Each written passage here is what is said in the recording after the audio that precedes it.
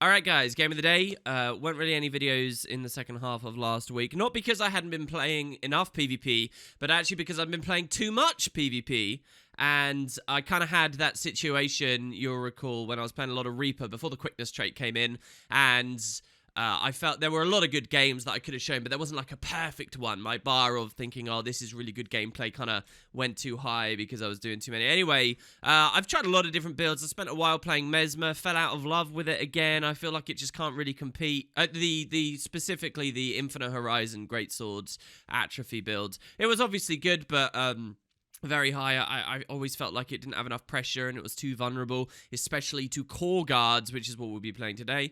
I also did produce a bit of a mini game of the day, a special game of the day, in that little break that I'm not showing you in the end. It was basically a long discussion about queuing in off-peak hours and how bad that is on EU. EU definitely has a higher population and it's easy to sustain higher ratings. However, when people go to bed at night, they really go to bed. You'll find if you're queuing around 1 or 2 a.m., here you can see it's 11 o'clock in the morning on this queue. But if you're queuing around, just after 1 or 2, and you're high rated, there is almost impossible you'll find anyone high on the leaderboards queuing. They all unanimously disappear, and the quality of the queues goes way down. You gamble massive amounts of rating. You'll lose like 20 or 30 and only gain like 2 or 3. Like the dead hours on EU are a lot deader than on NA, and that makes sense geographically if you think about it, because everyone is kind of squeezed into that single time zone kind of area. While for North America, you get quite a range. Once East Coast people are going to sleep, the West Coast people will start sustaining it for longer. Anyway, yeah, I'm doing some core guard matches, and I actually played 3 today. First one was a slam dunk victory where I went like 16-0, and as much as I like posting games where I never die, it's probably not as entertaining as this game. The other one was kind of a slam dunk loss. But yeah, we'll see how this goes. We are on Legacy. If you don't know what Core Guard is all about, it's really about bursting people. And I'm not too good at it right now. You're going to see there's some really... I annoy myself here in this match with judges' interventions, so don't judge me too hard. Basically, it's really important to use this at the right time. As a 1200 range escape, or which is one of your only really reliable life saves in a lot of scenarios. Very similar to the ambush utilization I talked about on Mesmer. Illusory ambush, the utility skill to escape with it, right? Force D target and move really far away. Well, you can use that here. And then the other thing is obviously to burst people. So it's going to be quite important coming up to mid that we take the right target. Quite often at this point, one thing I'm getting a lot better at with the game right now is I've assessed enemy comp at the gates, and what I'll do as I move up is I wonder, based on our comp, who might need my help. So like if we have a Scourge, an unsupported Scourge, I nearly entirely let that dictate who I burst. No matter how squishy stuff is on the... no matter how squishy stuff is on the other side. If I get a Scourge, my Scourge starts getting bodied at the back, I'm nearly always there with them, like defending them. I think just because I know how frustrating it is to play one of those builds unsupported and how little you can do, especially at the start with no life force. So, yeah, I kind of... I don't think I told you guys, but last you saw on Game of the Day, I was playing a lot of Necro. I was playing a lot of Scourge games. I played a lot of supporty blood stuff, a lot of curses. But it really stressed me out, like super stressed me out. Because the fights you pick are so important, you're so immobile, and it's so reliant on your team being where you want them to be at the right time. There is little more that's made me more ragey and angry and aggressive towards other people in the game mode and stuff. It's just the class you play needs to be able to move and self-sustain to a certain extent, I feel like. And Scourge can, especially on blood variants, if you're very, very careful with things. But I realized, like, why am I playing this? It's too annoying. And that's when I decided to swap to some other stuff. I ended up playing a heap of Mesmer. And now I'm over on Core Guard, because there's billions of core... This build is really easy. It's got really high quality of life in a lot of ways, and there's billions of them when you get to the high end. Everyone's playing Core Guards. It's crazy. And the Mesmer build I was playing was getting kind of quite heavily countered by Core Guards, and I wanted a taste of it. Anyway, right, that's enough preamble. This has become a bit like that special I did. Right, so looking in, we don't have a Scourge or anyone particularly to defend here. We got a really weird comp, a Deadeye, a Berserker, and 2 Core Guards. We're like ultra bursty. The only guy that can really sustain anything is the Spellbreaker. And it's kind of beautiful, actually. What would you guys guess based on our comp? Either We're going to snowball our way to victory by just slamming out lots of kills, keeping them staggered and doing excellent. Or we'll be snowballed against and we won't be able to get a foothold. And what you'll actually see in this game is a bit of both happens. It's going to be a close game here, okay? So we get to take our target. Now, my ally pings someone else. So because he's pinged someone else, someone that I'm not going to want to fight, right?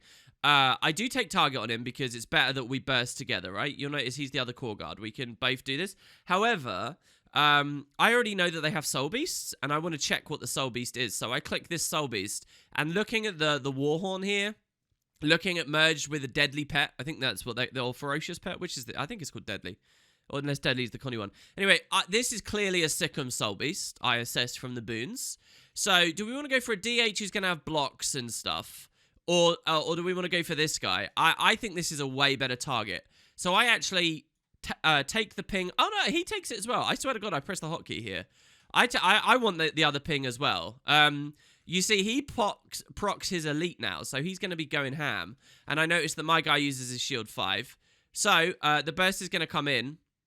I could use my shield 5, but I actually like... When you're double bursting, you don't need the full Monty, okay? Just as a note, I'm well aware I keep messing up the name of my offhand. I'm wielding a focus, and I blatantly 100% fully understand exactly what a Guardian Shield is. I'm just messing up the terms. When you're double bursting, you don't need the full Monty, okay? And I would rather use that to defend myself later. I know that this guy can be unblockable in certain ways, but the other aggression. So anyway, we're going to go in for it. So as soon as I see he takes his, I think he goes for a sword 2 and then a judges, I just move to get his 1200 range. We were at maybe 1500, 1600 before. I come up the ledge here and conserve the cooldown. So let's talk about what we just did. He's just burst in. I come in with I precast the Mighty Blow and the F1. Now, what F1 does is it gives me might and it gives me retaliation. If we were a little bit more synced, we both would have been stood next to each other at the start and we would have given ourselves even more might.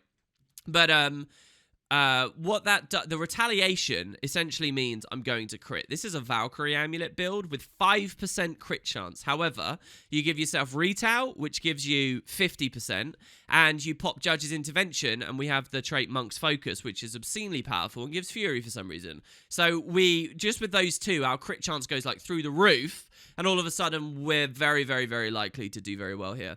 So I'm precasting this. Judge's Intervention in. We're in transit as I've paused here. The Hammer 2 will land, and then I'm going to Smite Condition as well, which we do get extra value out of because we're crippled, but that's going to be a little bit of extra damage at the same time. With the other guy's pressure, this should be fine. Someone got an Immobe in there as well. Did he ranged Immobe with the hammer, and it actually landed? That's going to deny a dodge. Usually I'd wait for after a dodge roll. I don't know whether I did that here. We'll see that in this game. Anyway, so that's the basics of the burst. I'm only going into a long description because I've never done a game in the day on Core Guard. So yeah, we come in, and you see the qualifying for the kill was actually a trait icon. The devs need to sort these out. It's really weird. You know the Mirage Grandmaster that is bleed on and a little packet of damage when you dodge?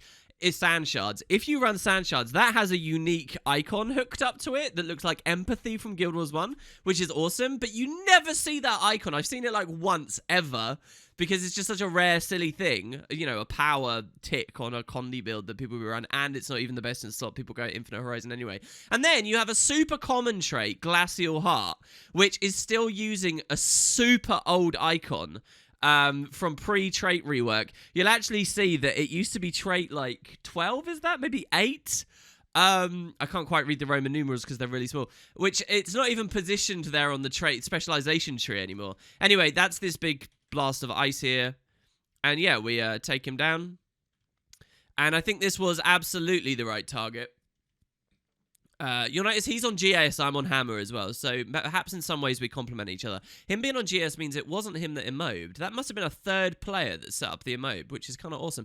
Maybe we had a rifle berserker who used the 2 or something? Wait, is that immobe or is that just cripple? I think it's just cripple. Anyway, so with that done, we do have the upper hand here at mid now. So we're looking at the Guardian. I unfortunately used my sword 2 already to cleave the body, so I can't go up onto the ledge. But we've all got good target here. We break that down. Now, every time we score a kill, we refresh our F1. So one thing I can always do is just spam it, just before someone dies, and I'll get it back. You know, that can help with blinds and stuff when you're stomping in solo environments. So here there's a Mirage against me, an Axe Mirage. We should have enough cleanse. So what we do here is we actually... He's stealthed after using the axe, but we know he's probably still in the area. And if he's been hitting hard enough, he's probably used up his dodges. So I just weapon swap and use the hammer too, where I'm standing. I have no target when I do it. But I do it because I know that the Mirage is in the area. And I hammer 2'd here. You can see my Glacial Heart procced again. That's this big white splash. And it did kill the Mirage as he came out. He was in stealth, so we don't see it on the right there. But he did go down. Then we use Renewed Focus to resustain. And I cleave this out.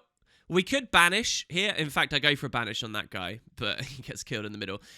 Because what we want to do is rot the bodies, and that's got amazing synergy on this. One of the reasons I really like Hammer, not that I've played Greatsword, but one of the things I just really like about Hammer is the fact you can knock a body off, thus sustaining the stagger, is really, really good for getting free pluses in, which is perfect for this exact burst playstyle. Like, it's got a lot of cohesion with the rest of the concept of the build. Even better, in sort of more low-rated environments, you can banish someone off of a node and tempt someone into a res. And this is not just a burst, it's a point-blank AoE burst. So if they go for a res, you can bait them into not be dodging, into being exactly where you want them, and you can cleave the body and them at once with the jump in. So, you know, it's just brilliant. I try and use it as much as possible. You're not going to see it much in this game. So here we have a problem in that the Soul Beast is hitting my guy really hard, and we have to get on this quick. So we get off the node, and we come to push this. The other play I had available... was if we were in comms, the guy could have stood behind me and I could have just used my Sword 3 and none of the projectiles would have hit. Unless he was being unblockable. But the Sword 3 gets rid of projectiles. And that's not a very common thing you'll ever see players do, but I like it because that to me is one of the embodiments of the Guild Wars 2 combat system. You're a guardian, you create walls to defend people and stuff like that, you know, so... And it would work, it would really work. So anyway, we cleave that out and we look towards close, but it's a 3v1. So there's going to be some pretty heavy stuff on the minimap here. It's a 3v1 against the Rangers, so I know I don't want that. And the Rangers peeling out, right? So I turn around and we know that we've got people coming in. And this is exactly what I'm talking about right now. We've been scoring a lot of kills. We've got 5 on the board. Then I see that the Ranger is kiting around here, being followed by the Thief. So I start coming to here to cut him off. I'm watching purely the minimap right now. Then the Ranger turns around and starts going back towards the node, so I turn around too. All right, so that's what this is all about. Then there's a warrior, so I've got to choose mid or close. Now, look in here. I don't know why my allied warrior never full-capped the quarry, which is crazy to me, or the mine. I can never... It's quarry on this map, isn't it? That's crazy. I don't know why he didn't do that. It blows my mind, by the way, that the devs added, with 2 of the launch maps, one of them has the mine and one has the quarry. Like, talk about unnecessarily confusing. Looks like my Thief is essentially just trying to 1v1 at this point, which isn't good. I get the idea of chasing the kill if he was low, but... So this could be a real problem on close right now. Ideally, they've scored the kill on the Ranger already, and now they can 2v1 the Warrior, but they haven't. So the stagger is ending now. The enemy team regrouped fairly well. So anyway, I come for mid, where I think there are better targets. We hit the Mirage really hard, and he blows a portal out, which is not very good. Here, this guy's getting hit. You notice how every single time the Soul Beast is around, I'm like retargeting straight away to look towards him. The DH is the target here, who's just used his F3, but now he's renewed focus when I try and burst him, which isn't very good. And here I'm getting Condi cleaved pretty hard. So I'm a bit spammy with the cooldowns here, really. The reason I say that is because the Contemplation of Purity might not have been necessary. Sorry, the F3 might not have been necessary, considering I had just got a bunch of boons from Contemplation of Purity. This is also an example of a time where I should have been way more conservative with Judge's intervention. It happens a lot on this game. You have to be very protective of that cooldown, and I blew it there to hardly gap close into a renewed focus. It was bad. So here I hammer 5, which is excellent against Mirages with axes, because when they use their skill 3, or they're trying to dodge, or anything really, they quite often go through the wall, and the second you see that they go through the wall, you can burst them down. It's one of the most beautiful things about Hammer, really. I had a really cool 1v1 against another core guard. He was on GS and I was on Hammer. And we both played, you know, it was a beautiful mirror. We were both renewed focusing at the same time, and we were both doing everything at the same time. However, when I won it really cleanly, just because when my hammer cooldowns came up, like the third cycle through, and he was just on greatsword ones again, like he had nothing really available.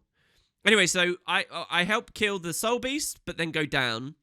I have the warlocks hitting me, so I come to obstruct them here, and it's extremely volatile. All I've got to do is survive right now. So I just come here, and I will help them cleave that if I need to, but I don't want to go through the test of faith, right? I can't dodge sword tooth through it or anything. So we got that. Unfortunately, we don't have judges. I don't think I've got any great value out of it. So here I use the skill 4 and give myself retaliation again.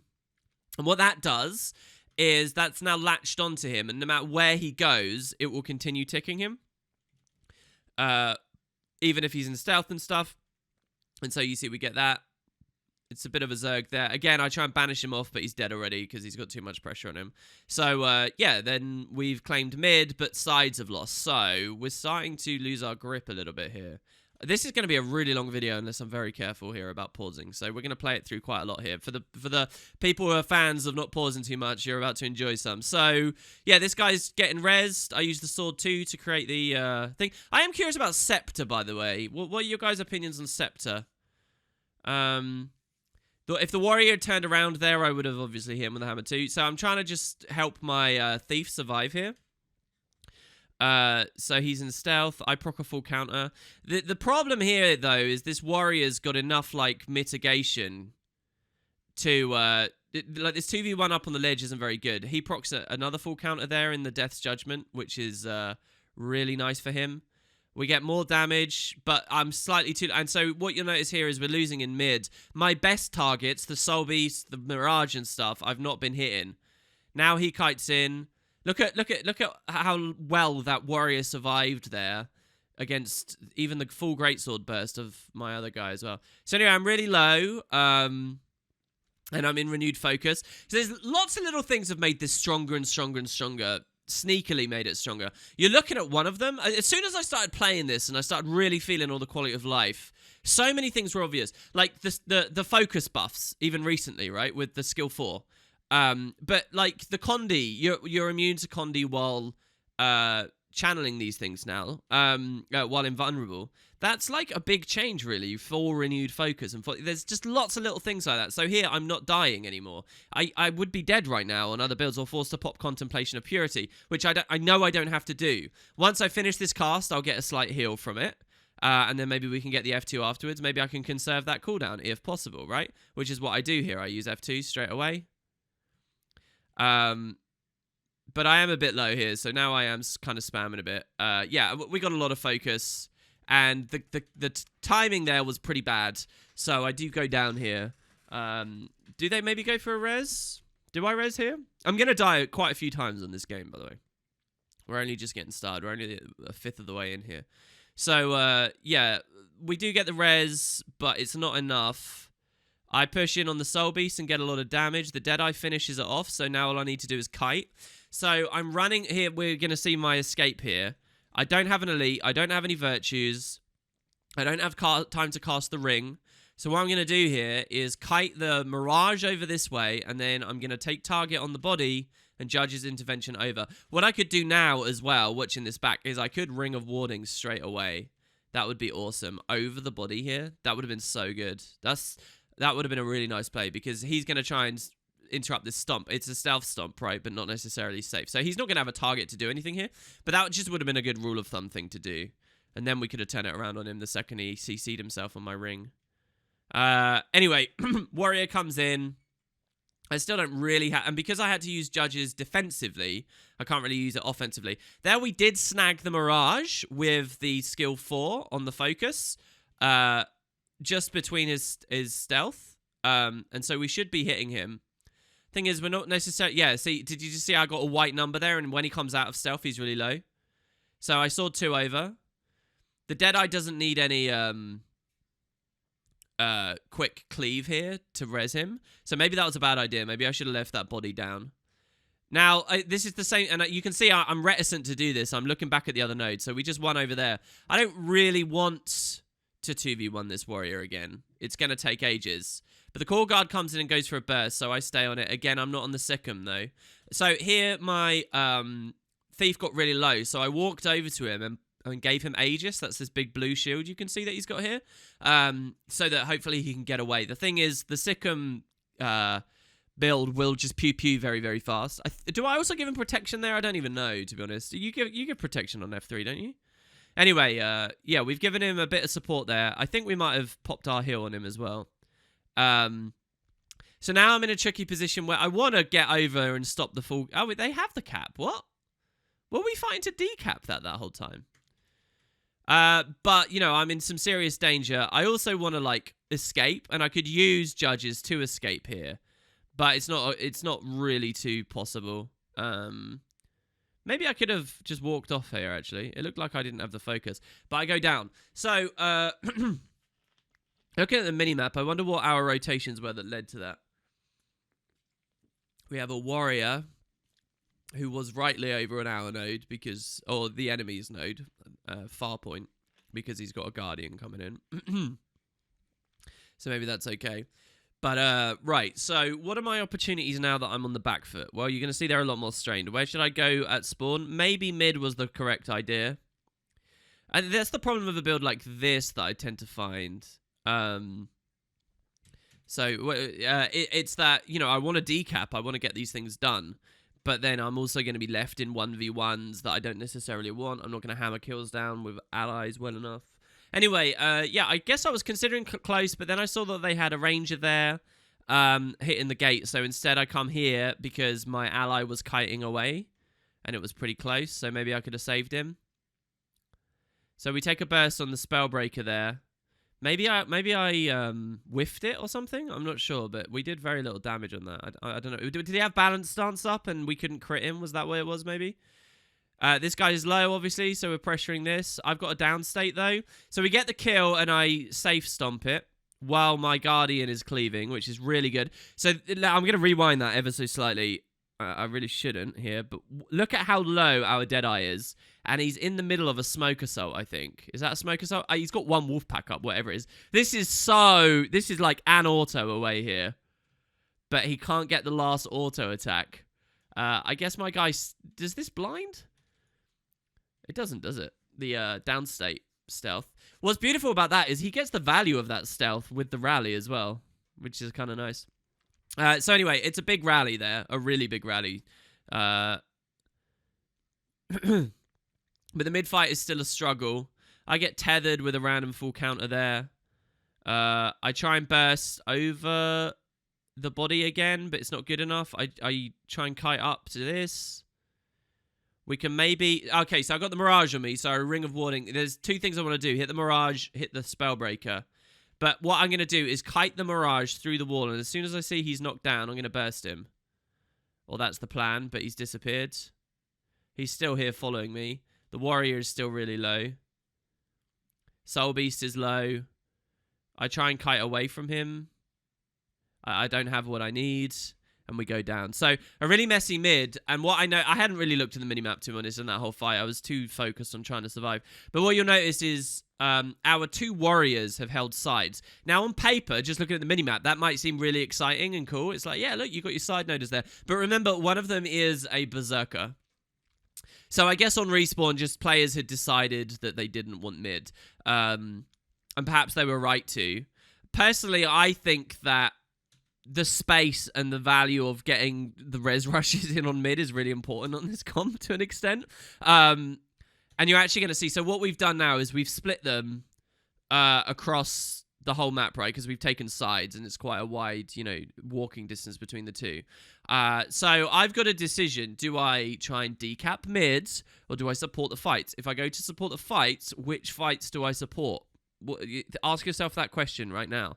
I had to do that in the moment. What I decided was to go to far because that's where my allies that are lowest are.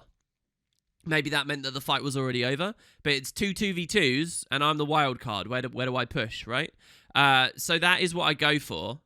against a Soul Beast and a Warrior, you'll see I've got my Berserker on far and I've got my Guardian on far. That was really hard to tell. I think I only... Because, you know, the mini-map icons don't show as elite specs. So, if they change that as well, it'd be so good for readability and rotation capacity. Like, how many of you guys, at a glance, can tell me which is the node with the low allies on it, right? But I think I knew because of watching where they rotated to while I was dead a second ago in mid. So, anyway, we come up here.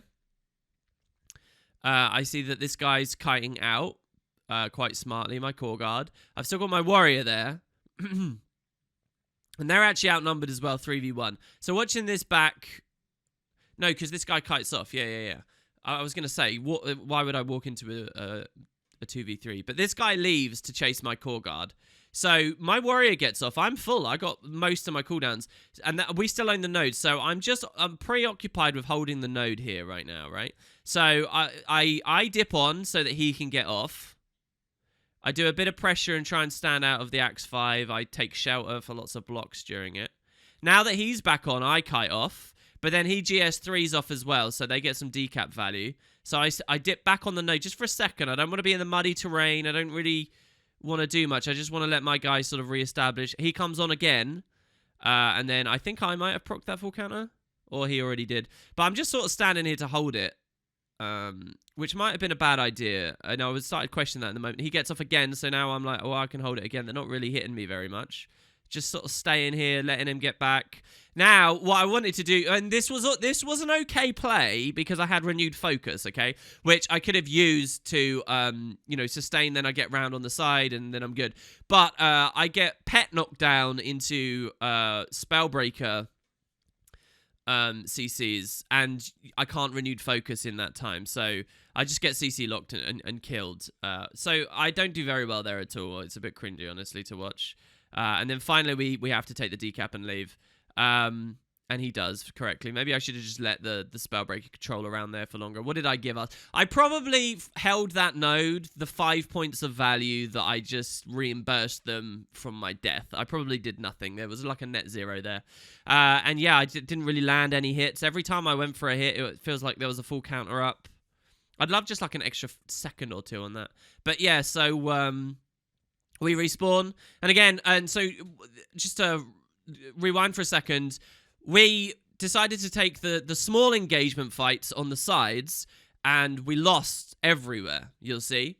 So the enemy team is now significantly in the lead. And what did I say at the start of the video? That this was going to be a match where, and I think purely based on comp, you can kind of tell that this was going to happen, where either we're doing really well and have a massive point score advantage or not.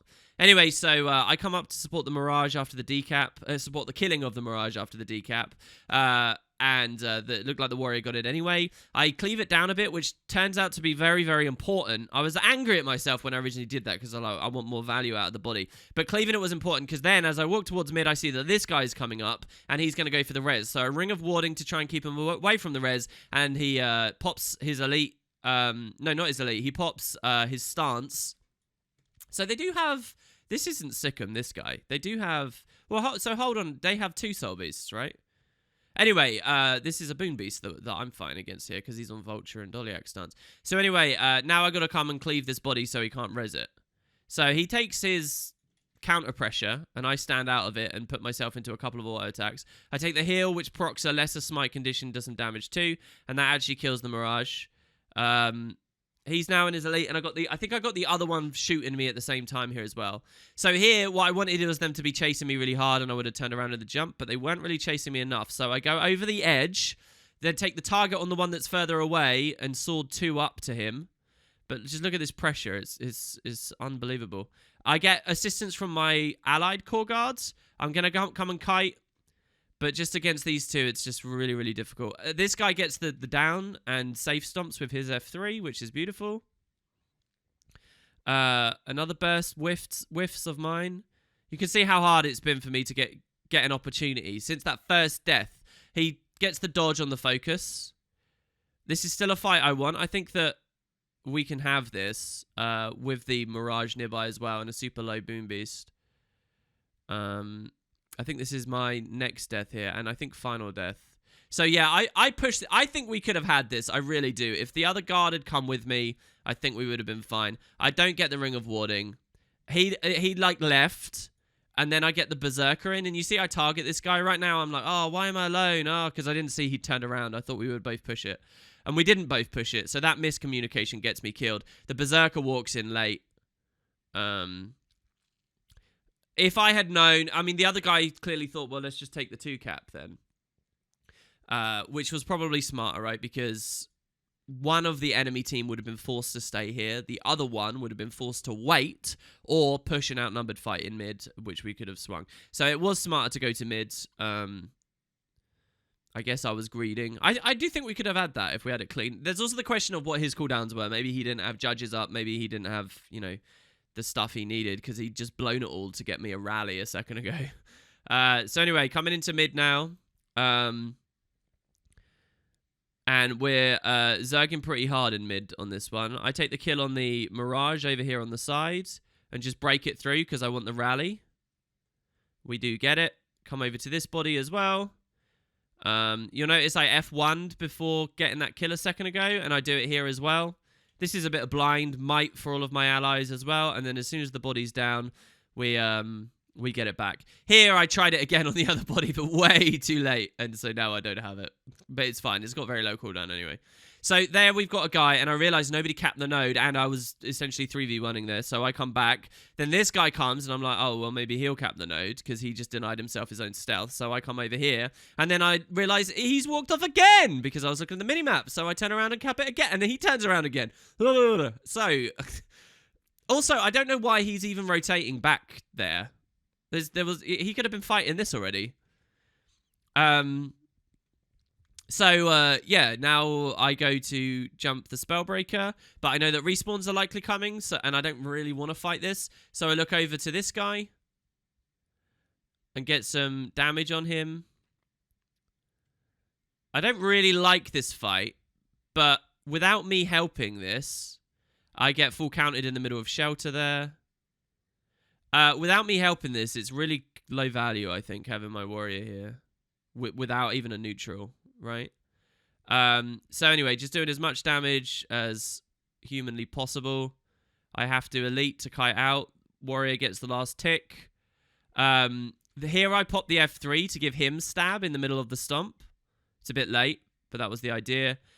We get the warrior, and I knock him off the node. I think that's the only time you're actually... This is my favorite thing about the build, and I do it about 20 times a game usually, but I think on this game of the day, that's the only one you're actually going to see that's worth anything. Hold on, it looks like the body is back on the node on the minimap. How is that a thing? Anyway,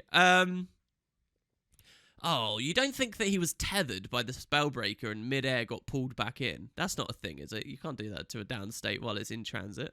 That would be crazy. We have to fight the Mirage away from our Berserker.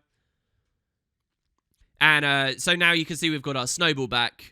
And, you know, we've reinforced sides. Now it's extremely high value having the warrior there. The ranger rotated, and yet this enemy ranger really messed up here, I think. He needed to be mid and to kill some things here. Like, it's desperately bad for their team right now. But they can still win. They only need a couple of kills, right? 3 kills and they win. And plus a node anywhere. But the thing is, he's just wandered into my side noder. And he's never going to decap it. Like, honestly, this ranger here, the enemy ranger over there is throwing super hard. Could have been responsible for the death of this Mirage to an extent. We get another 5 points. The Mirage fucked up as well, to be honest. Like, 0 portal value. This is a moment where it's going to be really important to actually use that. Our Berserker sustains over on the other side as well. And I know I don't even need to be at mid. Even if they decap that, it's fine. We're going to win the game, especially with 1 extra kill. So I just come to reinforce whatever node I care to reinforce. Maybe I should have rotated to the Berserker because he's more volatile. But we secure this. And that is the end of the game. Once again, we use F3 for ourselves. It was a double stomp, so whatever. And yeah, that was a bit of Core Guard. Skipping here to the timeline, I do just want to demonstrate in action what I was talking about. So the skulls represent kills scored by the team, right? And so we're red team. And all I want you to do is look at the red skulls. And you see where we were losing it? We basically had no kills through the middle of the game here. We had 3 across the entire thing. This is the window where I was dying, yeah? My 4 deaths this game, that's it right here. And then as soon as we shook out of it, all of a sudden you see all the nodes are flipping, all the skulls are appearing and stuff again all over the place. So, and that's where the 22 kills are coming from. It was just when you lose that grip with a composition like this, you lose it pretty hard. I think thankfully the enemy team also had similar deficiencies with how they were running. And so, yeah, overall, it could have gone either way, but it went to us in the end. And there you go. That's Game of the Day. Thanks very much for watching. And I hopefully will get a bit better at this build and talk more about it in upcoming videos. See you soon.